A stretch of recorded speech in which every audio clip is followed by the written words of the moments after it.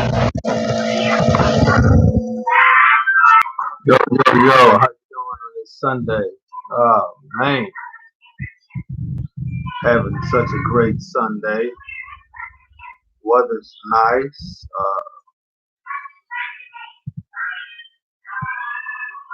Weather is so nice, so nice, so nice. Oh man, what can I say? Coming to you live from It's Just Boxing. Just here to drop my 2 cents. Just wanted to speak on the undercard of the Earl Spence and Sean Porter fight. One of my favorite fighters, Anthony Dirrell. He's a two-time WBC super middleweight champion. He's had he held the belt since February, and he's gonna be fighting David Benavidez. A lot of people are not giving him a shot in that fight. I don't see why. He don't have one loss in 35 fights, 33 wins, uh 24 wins coming by knockout. Like I said, one loss and one draw. I don't, I just I don't understand why a lot of people are not giving him a shot. No, in my opinion, I think he have a heck of a shot at winning that fight. Just a little background on him. Anthony Dirrell, he made his professional debut on January 27, 2005 against Henry Dukes. Anthony the Dog Dirrell stopped him in the first round.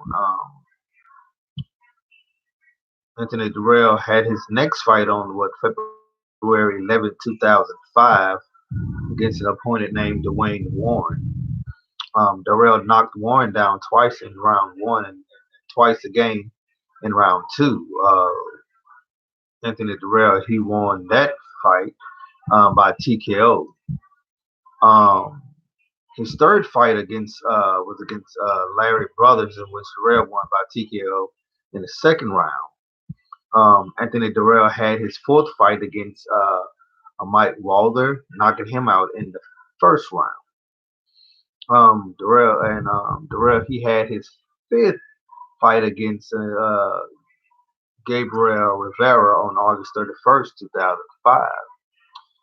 Though Rivera was unbeaten in 4 fights, Dirrell won by TKO in the second round. His sixth fight was against Kevin Butts, in which Dirrell knocked him out in the first round.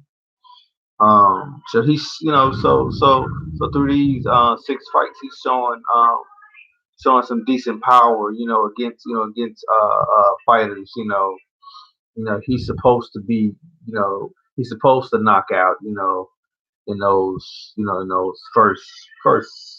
his first 10, 15 fights, he's just going through the motion. So, in his 7th fight, he fought an opponent by the name of Chris Graves, in which once again Dirrell he had a TKO in the first round against him. In his 8 fights, he fought Juan Carlos Ramos, in which he won by TKO.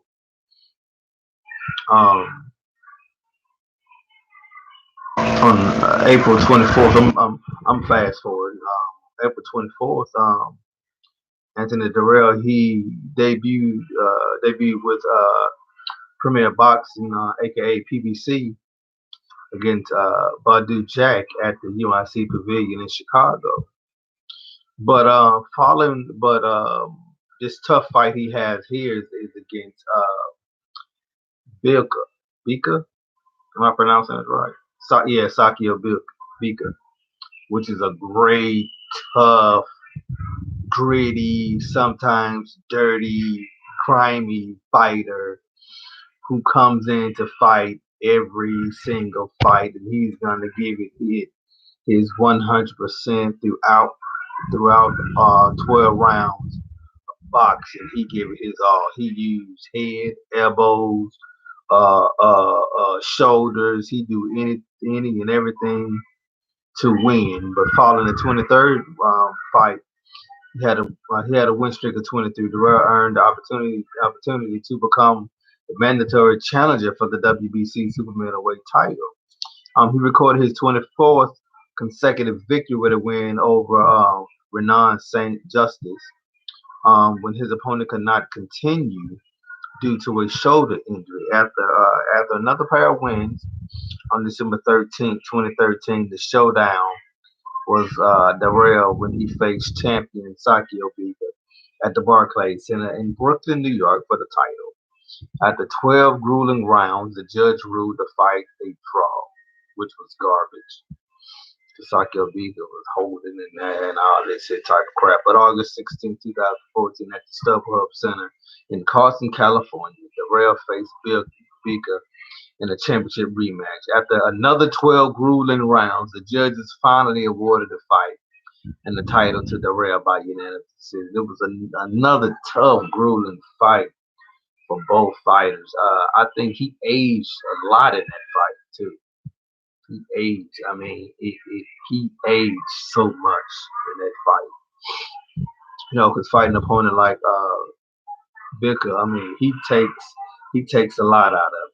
You know, because like I said, it was. I mean, every round Dirrell had to fight, and he went 24 rounds with this guy. Tough competitor. Dirrell's next fight was on April 24th, 2015, after almost a year layoff. He fought Badu Jack, coming from Mayweather Productions, at the UIC Pavilion in Chicago. Um, Jack handed Dirrell his first full-fledged loss with a majority decision. That saw the 31-year-old Swede control the fight through the middle rounds, relying on a strong jab and accompanied aggression to outpoint Dirrell and win a majority decision. You know, a lot of people felt that Anthony Dirrell won that fight. I mean, I did too. So, but after Badu Jack vacated the WBC super middleweight title, WBC president Mauricio Suleiman ordered Dirrell to face Caleb Smith for the vacant belt. So following Smith's entry in the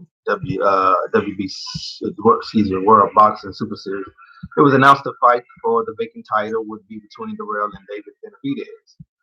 But on April 5th, the WBC announced that Dirrell would be unable to compete due to an injury, and the bout for the vacant world title would be between Benavidez and Ronald Gavril.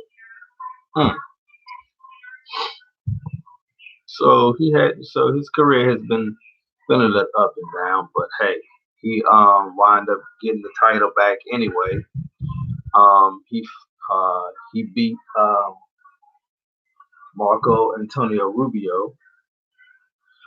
He had a TKO against Caleb Truix.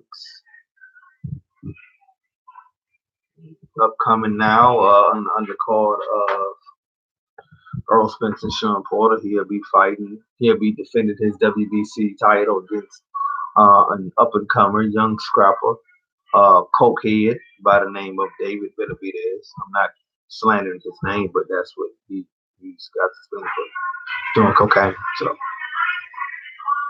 but anyway, I'm looking forward to that fight. I expect it to go 12 rounds, even though both opponents talking about they're gonna knock each other out. 9 times out of 10, when you talking, both opponents speaking, outlandish crap like that, it's not gonna be a knockout. It's gonna be a grueling 12 rounds of boxing, trying to outpoint each other.